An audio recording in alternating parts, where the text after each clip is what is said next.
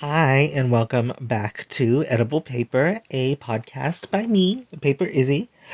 It's been a little bit since I've recorded a podcast. I think it's been 2 months because I just got back into my Spotify podcasters account and was able to post the one from June. So it's been 2 months, which is cool.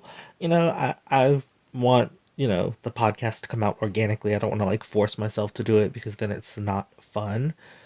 And I'm just having fun. I'm living my life. I'm living my best life now. um my mom dying really kind of changed everything for me. I just want to do what makes me happy and what makes my life better and easier, and like I, I'm gonna do what I want to do.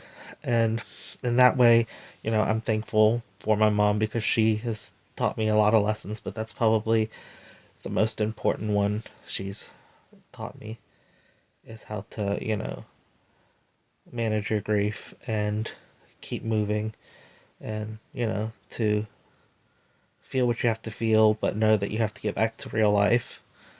And I don't know. I just appreciate my mom. This is a really high ramble about her, and I didn't mean to start out on such a dark topic, but I guess that's really what's been on my mind lately. If you really want to know where I've been in my brain, it's like, oh my god, my mom's dead. And it's such a bizarre feeling and thing to say because it's like I can look on my phone and like the text messages I sent her, like she has a Facebook, and it's like it's just so bizarre that she's gone. And like it's like, there's like monuments to her basically in my mind. She was really important to me. Obviously she's not important to most, like, everybody, because she's just, one random woman in the world. But she was my mother. God, I'm not gonna sugarcoat it. She was a crazy bitch, but I loved her so much, and she was she I think she was a great woman. Wow, I'm probably gonna edit this down severely because this is getting dark, and this is the beginning of the podcast. Anyways, let's go to something a bit more exciting, which is the release of Short and Sweet by Sabrina Carpenter. Now, if you know me, I've loved Sabrina Carpenter since 2015 ish.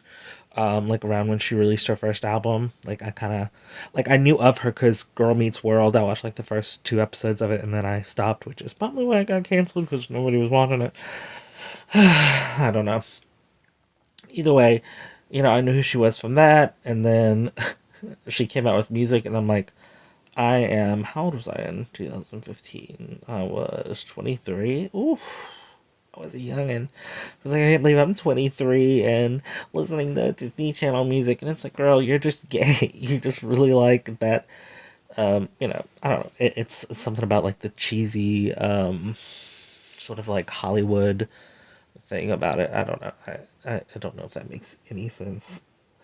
It's just nice to feel like carefree, I think is the word. I think that's really what I was looking for. It's like, around that age everything was starting to go wrong, and I was just like, I envy, like, being youthful and naive to like the horrors of existence. So it was sort of like a nice little break from that, especially, right in 2015, 2016, especially. That's such a hard time to look back on. Like that year really does rival this one for me. Like it's like, what the fuck is going on? It's insane to think of how terrible 2016 was for, essentially the world. But like for this one, it feels like this is my world. So what am I talking about? Oh my god. I don't know what's happening. Oh my god. Anyways, Short and Sweet is a great album. I will admit my only complaint is that it's too short, but I understand that is part of, Short and Sweet. Ha ha ha.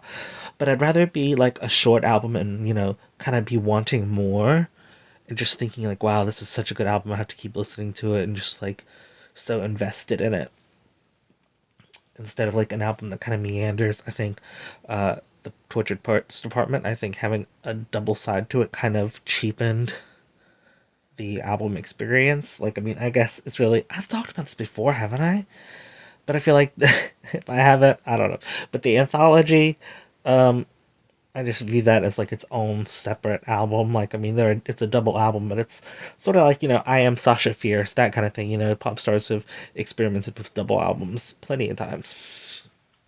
It's just I feel like it gives it a different experience, that and Tortured Poets Department.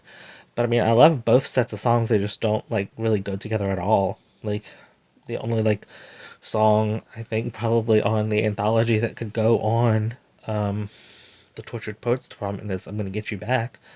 And even then, I mean, I don't know. That's my favorite bonus track though. I think I'm gonna get you back.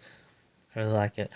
I mean, I love like 1975 like influences and references and stuff. So it's kind of like I love that. I mean, it's so funny because I never thought the 1975 and Taylor Swift would be like in the same realm ever. Like that's nothing that even ever crossed my mind. Because to me, they're like on complete opposite ends of like the musical spectrum. I mean, not exactly because they do. The 1975 does more pop music, but they kind of toe the line. It's interesting. They're alike in a lot of ways, though. I think it's just kind of crazy to experience those two worlds like colliding. Anyways, short and sweet. It's a great album. I love it. It's a lot of fun. My favorite right now is definitely Taste. I mean, I that song I've probably listened to 40 times since it came out. Probably 50. Like, I mean, I've listened to that song a lot. I'm going to call it now. That's going to be my most listened to song of this year. That or, what's that? One of the new ones by Peach PRC. Touchy Subject. Oh, I love that. Although I feel like it's always a song I don't realize is my most listened to. I just kind of listen to it and don't think about it. I'm like, oh yeah, I guess I did listen to that a lot. It just kind of like surprises me. But, that's why I love the end of the year Spotify thing. I love to, see what music I was really gravitating towards. And like I said, I think Taste is going to be up there, if not the most listened to.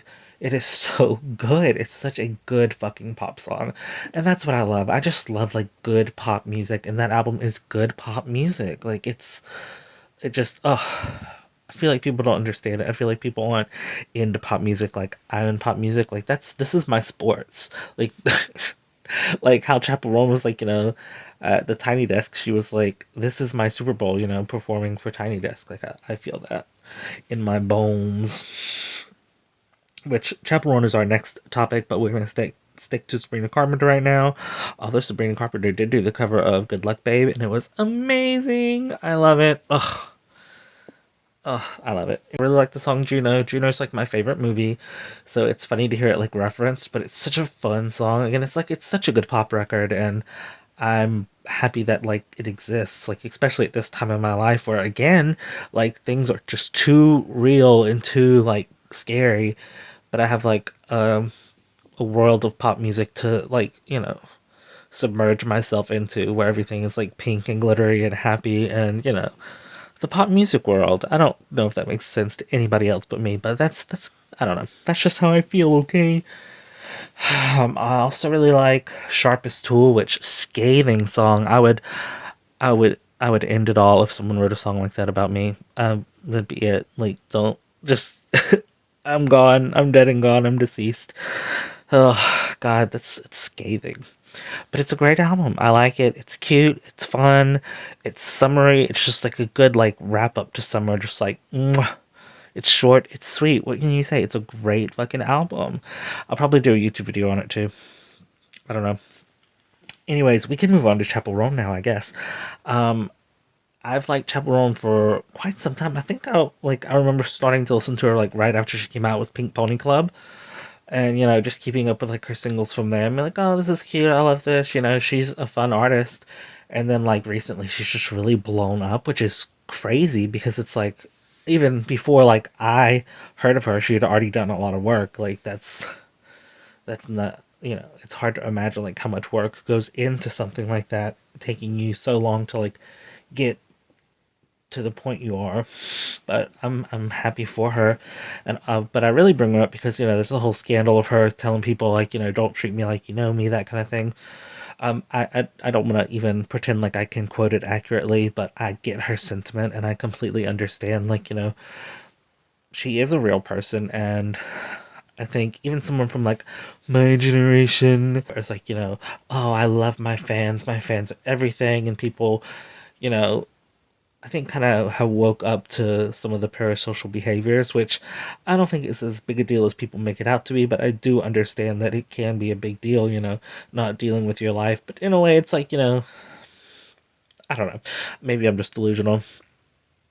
But I definitely agree with her saying, like, but these are my boundaries. When I'm performing, and that's when you can show me that you love me. When I'm not performing, please just let me be a normal person. And I completely support her on that because, I feel like we saw Britney Spears almost lose her life to that kind of thing. We've seen Princess Diana and, all the people who have essentially like died from being famous. It's just kind of terrifying sometimes to think of. And I think it's great that she's kind of laying down the law. Like, that's not how we need to operate. Like, we need to understand that everyone's a human and entertainment is entertainment. But, I don't know. I feel like everything's too submersed into technology. Like, it's everywhere. It's not just like, still, I guess, know what it was like not to have technology, like, in everything. Which, not, saying kids these days got it easy. Like, I think that's a whole different, like, level of difficulty to handle because you don't just have to see like your friends like hanging out without you. You get to see like the entire world hanging out without you. And I don't know. I can see how it would be sad and frustrating like either way. Hi, editing. Izzy here to say I have no idea anything about what this generation of kids think or do. I hate when old people are like, well, this generation is like this, and this girl, you just don't know. So I don't pretend to know anything about the younger generations. I know that I support them for whatever they want to do because, I don't want to be one of those weird old people who are just like, back in my day. But I definitely support Chappell Roan. I'm glad like I said, I'm glad she's putting her foot down. She needs to. I mean, I know someone had mentioned like Christina Grimmie, which that was another thing in 2016 that like shocked and like blew my mind. Like I would say like I was a casual fan. Like I knew like some of her songs and like on YouTube I'd heard her covers and I thought she was cool and had a great voice and stuff. But like it was something about just like when she got shot, it was like, oh my god, like this is somebody that like even though I only listened to for a little bit, like who was really trying to make something of herself and was I think she would have gotten really far in the world, and it's sad to see her cut short by like one like crazy person. And I think that really kind of sculpted the new celebrity landscape where it's like, oh okay, we need to take a step back and don't something with like Trixie and Katya, it's like don't touch me, don't it's okay to like be nice and be like cordial, but like don't be crazy when you meet these people because they're just people, they don't know you. And I think that's hard for some people to really understand. It's like, well, I made you, you can't say that to me. And it's like, you could buy all her records if you want, and if you gave her money, she can do with that money what she wants to do with it. Like, unfortunately, like sometimes they just don't do what you want them to do, and that's cool because they're a celebrity. You can't expect that they're gonna fulfill every need and fantasy you have. They're, people, they're flawed, they're whatever. And I do like that, but I also do like I think that's why I love the juxtaposition of like pop music can be really dark and be really nuanced, but it's presented in such like a bright, beautiful package that it's so, I don't know, I love pop music. It's I could go on forever. I feel like I need to take a course. Or take a course and teach a course and charge like $80 million per ticket, and then I'll be an $80 million nair. No, I mean, I couldn't even imagine. Like, sometimes, like, you think about money, and yeah, we don't really can't visualize how much, like, $1 billion is, or whatever. Like, I can't imagine having that much money. Like, I wouldn't even, like, I'd be like, okay, I have a house and a car, and I'd never have to work again. You know, I would hope that I would have enough of a kind spirit to donate a lot of that money. If you haven't guessed, Edible Paper is a podcast where I am high on Delta 9 gummies, perfectly legal, may I add. But I don't know why I do that. It's like, who cares? I'm in my house. But I guess I wouldn't want someone to hear this and I get fired from my job or something. I don't know. Girl, I'm too paranoid about stuff. Like, a job's a job. That's what I try to tell people. Like, they can't do this to me. It's like, girl, they don't care about you. Well, I have to be here at that time. You don't have to be there at any time if you don't want to. You might lose your job, but you don't have to be there. And that's kind of how I live my life. I live my life on the edge of like, I could just not show up if I wanted to, but I don't want to, so I'm gonna go to work anyways, I guess. And it's been a crazy month since I've been out of work because of my mother passing, and it's lovely not being like at work. and not having to worry about that has really like lifted my spirits, I think, because even in working with the public it's difficult because people do treat you just like I'm a robot working in like the store, and they could just say whatever and do whatever, and I'm like, what is wrong with you? Like, I don't know you, Carol Ann, like, leave me alone. And I think that's where it gets frustrating, but you know, a job, it's a living, barely. I do hope one day like I can do art full time, and this is turning into such a strange podcast episode. I feel like I'll have to listen to it over again. Obviously, I don't know how much I'm going to edit out of this because there's a lot of like deep emotional, I feel like, issues coming with every topic, and it's really just dark and depressing. And I don't really want to release something dark and depressing, but I might do it just for like the sake of documenting it for myself. And I don't know. It's interesting. Like, I've been watching different YouTube videos, but they were just great YouTube videos about internet aesthetics and like micro genres and stuff like that. Like, I love that like concept of just having so many different like beautiful like subsets of things, and even seeing like the memes and stuff online, like that's art now. Like, we were basically watching art history, like human history, unfold in front of us. That's something that gets me like, what, like, am I just like an artist? Is that enough? Is that okay? I don't know. I have a hard time calling myself an artist anyways. I'm sorry, this is like a therapy session. I'm probably not going to release this. Girl, what's going on? Oh my god.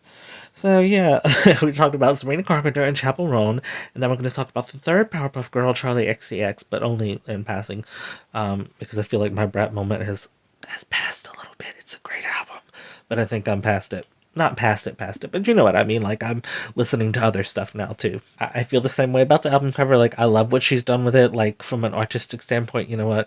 I guess I can get behind it just because of how she's marketing it. Because even like marketing is an art form, and like seeing all this stuff like online, and that people will study like the subgenres and the subsects of like the human mind for like ever. Like, there's an unlimited amount of like people just to like watch and like listen to and like figure out what they're doing, and it's pretty crazy.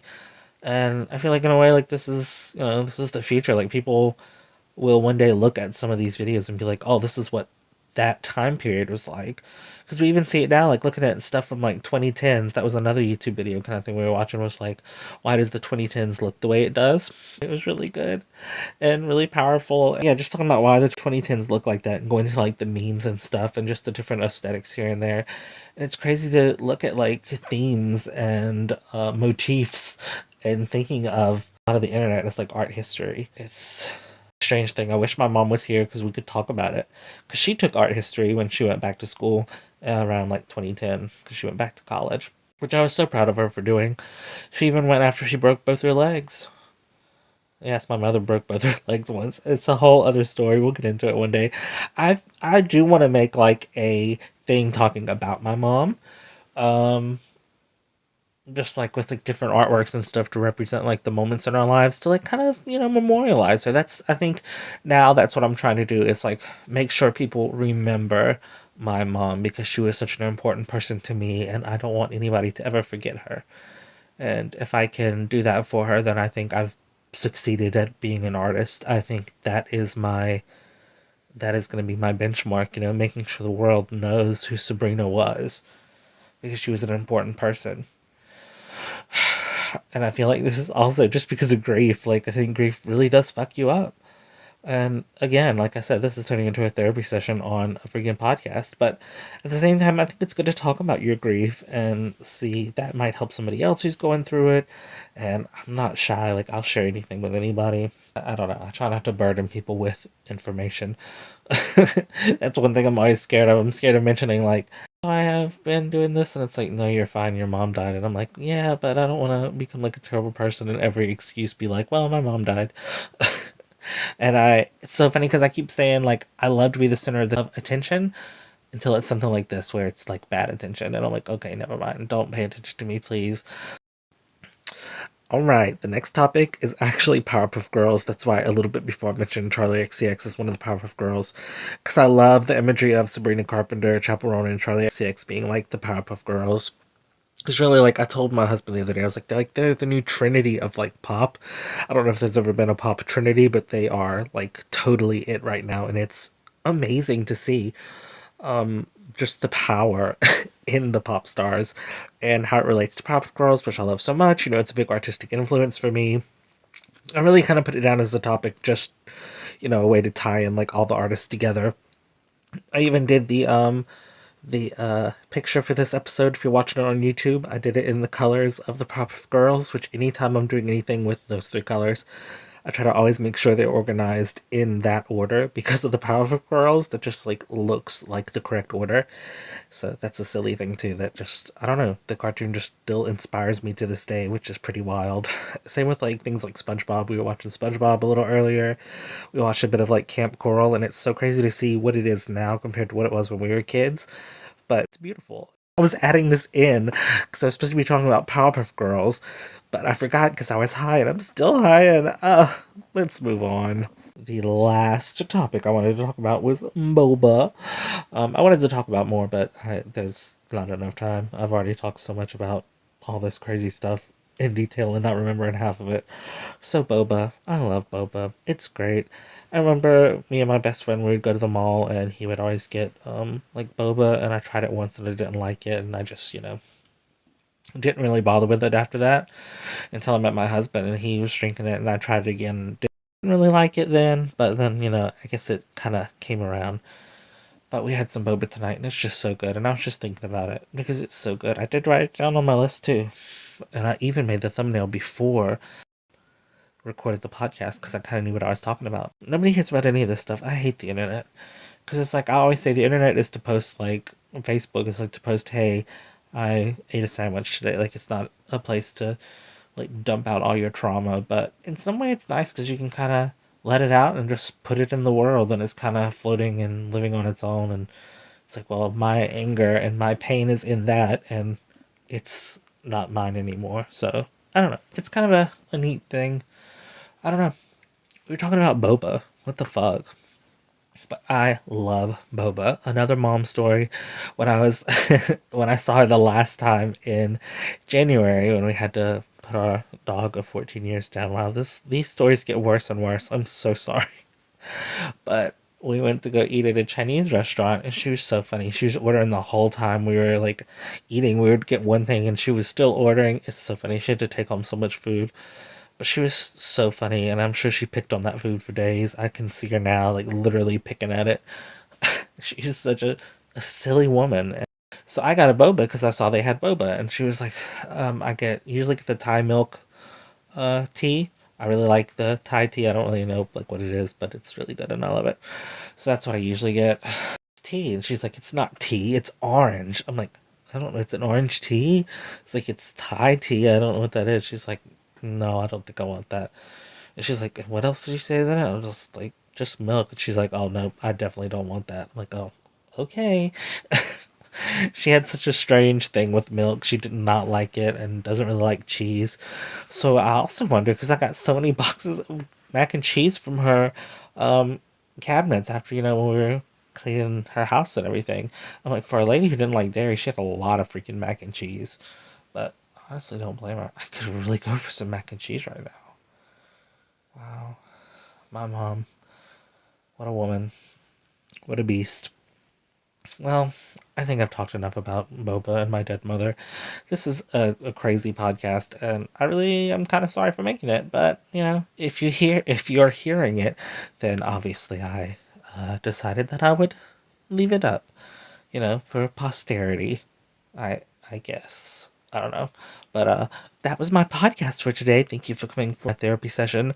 That'll be $750 for each person who listens. Thank you. You can fill the check out to Paper Izzy Incorporated. P.S. That's a joke. Adios, amigos. Goodbye.